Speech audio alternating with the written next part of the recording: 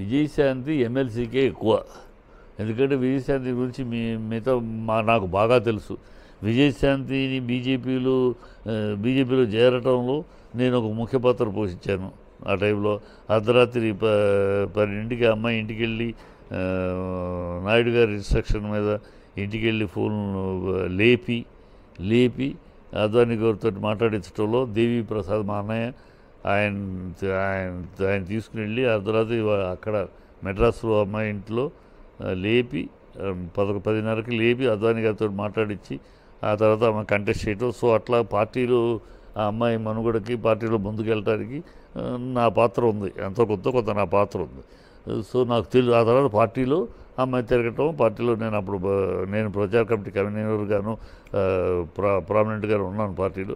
So అమ్మాయి ఆ cinema ఆర్టిస్టులని election తిప్పడం, ఆ షెడ్యూలింగ్ అట్లా వాళ్ళతో పాటు కొంతమందితో నేను తిరగటం అలా జరిగింది. కానీ నాకు తెలుసు she is a total failure politician. ఈ అమ్మాయి ఉన్న షో ఆఫ్ కేసు తప్పితే ఏమైనా నాలెడ్జి ఎలాంటి నాలెడ్జి లేదు. అందుకని బీజేపీలో అంత స్థానం ఇచ్చారు అమ్మాయికి, చాలా మంచి స్థానం ఇచ్చారు. ఇస్తే నిలబెట్టుకోలేకపోతే ఏం నాలెడ్జి లేని వాళ్ళకి, అజ్ఞానులకి అర్ధజ్ఞానులకి ఆసనాలు ఇస్తే ఏముంటుంది. అలాగే అయింది. అమ్మాయి she doesn't have any knowledge అందుకని పార్టీ పెట్టి మూసుకుపోయింది. అప్పుడు తర్వాత కేసీఆర్ ఒళ్ళో కేసీఆర్ పక్కన చేరింది. అమ్మాయి అంతే ఎక్కడ ఉంటే అక్కడికి. ఇప్పుడు ఇది కాంగ్రెస్ చేరింది. ఈ అమ్మాయి అదే ఎక్కువ ఏదో ఇచ్చారు కాంగ్రెస్లో.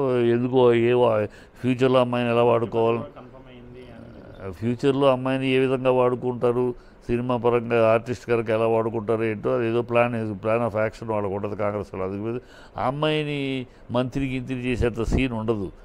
అంత దౌర్భాగ్యం తెలంగాణ ప్రభుత్వానికి పట్టిందని నేను అనుకోవట్లా. ఇంత అజ్ఞానులు కూడా మినిస్టర్లు అయిపోయి కూర్చుంటానికి తూ అంటే తారా అనేవాళ్ళు. అమ్మాయికి మేకప్ గురించి అడిగితే చెప్పుద్ది, ఇంకోటి చెప్తే గుట్కా వేసుకోవడం గురించి అడిగితే చెప్పుద్ది.